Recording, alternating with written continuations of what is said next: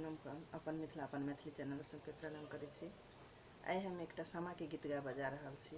नीक लागत तऽ लाइक करब, चैनल के सब्सक्राइब करब और सामा के बहुत बहुत शुभकामनाएं सब भाई बहन के।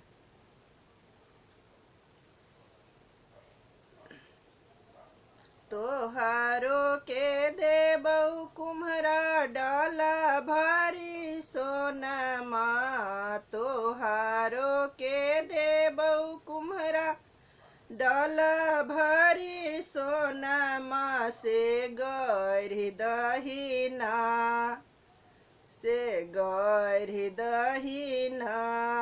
कुम्हरा सामा जोरी चकेबा, से गढ़ि दहिना कुम्हरा सामा जोरी चकेबा।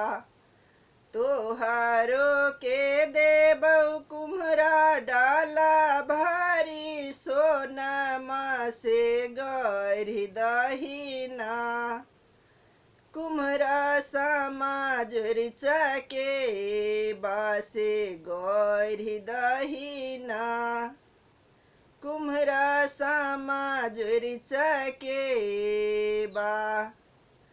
तोहारो के पुछियौ बहिनो से बड़की बहिनो, बहिनो से बड़की बहिनो कौने फलना, बहिनो सामा खेलाए का कौने फलना।